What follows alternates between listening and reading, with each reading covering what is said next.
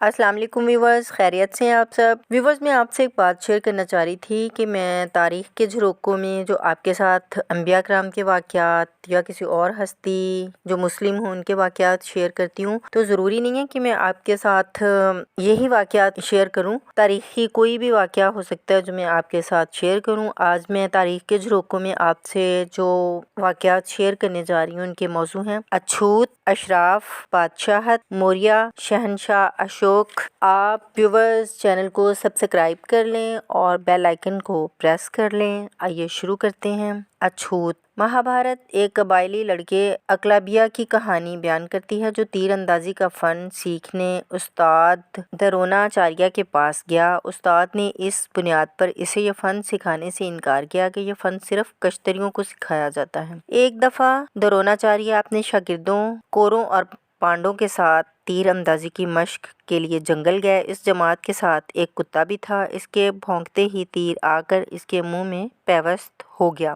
ظاہر تھا کہ کسی پوشیدہ تیر انداز نے اس کتے کی آواز پر نشانہ لگایا تھا۔ دروناچاریہ کو یقین تھا کہ یہ کمال صرف ارجن ہی دکھا سکتے ہیں۔ انہوں نے تیر انداز کو بلایا تو اکلابیہ جنگل سے باہر آیا اور اعتراف کیا کہ کتے کو اسی نے تیر اندازی کے ذریعے ہلاک کیا۔ دروناچاریہ نے اس سے اس کے استاد کے بارے میں پوچھا تو اس نے کہا کہ وہ انہی دروناچاریہ کا شاگرد ہے۔ اس نے واضح کرتے ہوئے اپنی پچھلی حاضری یاد دلائی اور کہا کہ آپ کے انکار پر میں نے جنگل جا کر دروناچاریہ کا مجسمہ بنایا اور اس سے یہ فن سیکھا۔ دروناچاریہ نے استاد کے نذرانے کے طور پر اس کے داہنے ہاتھ کا انگوٹھا طلب کیا۔ فرمانبردار شاگرد نے انگوٹھا کاٹ کر استاد کی نذر کر دیا۔ چنانچہ اس کے بعد اکلابیہ اپنے معذور ہاتھ سے تا حیات تیر اندازی نہ کر سکا۔ مہابھارت ہندوؤں کی مذہبی کتاب ہے۔ اس سے اندازہ لگایا جا سکتا ہے کہ جو مذہب ذات پات اونچ نیچ کی تعلیم دیتا ہے اس کے ماننے والے کس قدر تنگ دل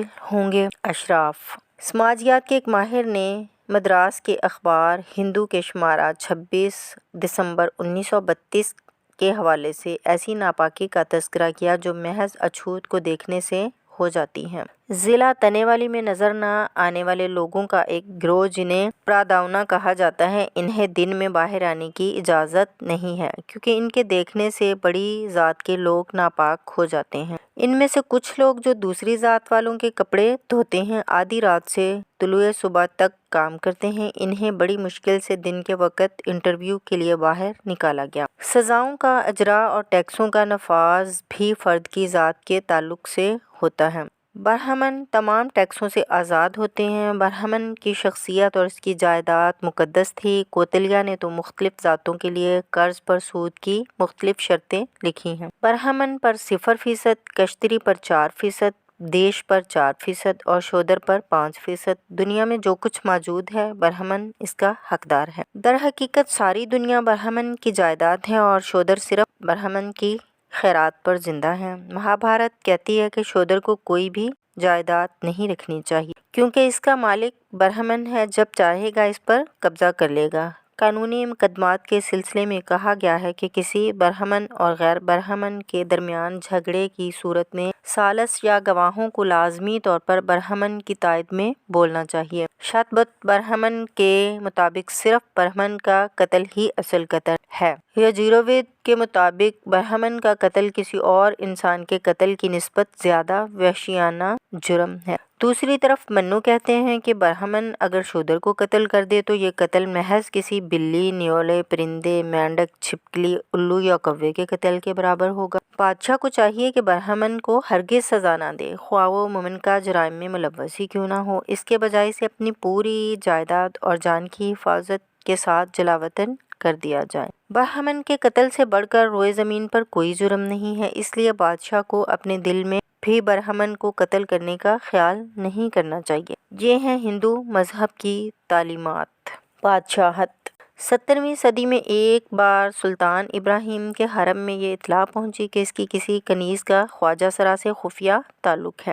سلطان کے حکم پر اس اطلاع کی تصدیق کے لیے سخت تفتیش کی گئی لیکن مورد الزام کنیز کا سراغ نہ ملا۔ محل میں 286 کنیزیں تھیں۔ سلطان نے طیش میں ان سب کو بوریوں میں بھر کے فاسفورس میں ڈبونے کا حکم دے دیا۔ حکم کی تعمیل کی گئی۔ مسلمان حکمرانوں میں سب سے بڑا حرم ثانی خلفاء کا تھا۔ ایک عثمانی سلطان یلدرم کو تیمور کے ہاتھوں شکست ہوئی تو تیمور نے یلدرم کو ایک پنجرے میں بند کر دیا اور اس کی ملکہ کو برہنہ کر کے دربار میں ساقی گری پر مامور کر دیا۔ اس واقعے کا عثمانی خلفاء پر بہت اثر پڑا۔ انہوں نے شادی کرنا ہی چھوڑ دیا اور ان کے حرم میں صرف کنیزیں رکھی جانے لگیں۔ یہ واقعات پڑھ کر ممکن ہے کہ کوئی یہ سوچے کہ بادشاہی نظام میں جب دنیا اتنی ترقی یافتہ نہ تھی، اخبارات، میڈیا، چینلز نہ تھے تو اس قسم کے مظالم ہوئے، لیکن اس ترقی یافتہ جدید دنیا میں بھی جب میڈیا کی ترقی کا یہ عالم ہے کہ ایک پل میں کوئی بھی خبر مشرق سے مغرب کا سفر طے کر لیتی ہے، بے گناہ معصوم عورتوں اور بچوں پر بمباری کر کے انہیں ختم کر دیا جاتا ہے اور کسی کے کان پر جوں نہیں رینگتی۔ عراق اور افغانستان میں لاکھوں انسان مارے جا چکے ہیں۔ موریہ شہنشاہ اشوک۔ بدھ ذرائع کے مطابق موریہ شہنشاہ اشوک نے اپنے 99 بھائیوں کو مار کر گدی حاصل کی۔ 100ویں اور سب سے چھوٹے بھائی لس کو پہلے تو چھوڑ دیا گیا، بعد میں حکومت پر قبضہ کرنے کا الزام لگا کر اسے بھی مروا دیا۔ کلنگ کی لڑائی میں اشوک نے 1 لاکھ آدمیوں کو مارا اور 1.5 لاکھ آدمیوں کو قیدی بنایا۔ اسوکا ودان کے مطابق اشوک نے بدھ مٹھوں میں رہنے والے سبھی مذہبی پیشواؤں کے قتل کا حکم دیا کیونکہ وہ سب تارک مذہب تھے۔ ایک بار حرم سرا کی عورتوں نے اسے بدصورت بتایا تو 500 عورتوں کو زندہ جلوا دیا اور وہ چانڈا اشوک یعنی ظالم اشوک کہلایا۔ اس نے ایک ایسا مقام مخصوص کیا اور ایسے آلات اور افراد کا تعین کیا جس کا کام بے قصور لوگوں کو پکڑ کر سخت ایذائیں پہنچانا تھا۔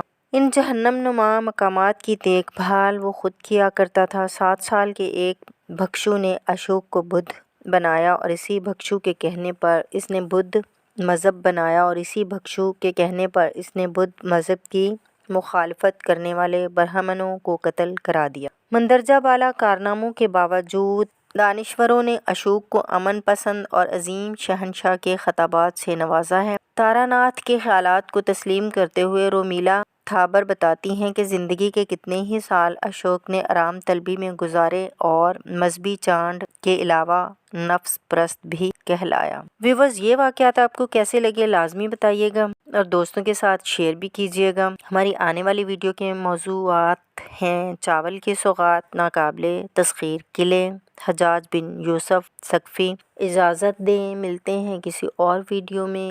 اللہ حافظ، اپنا خیال رکھیے گا۔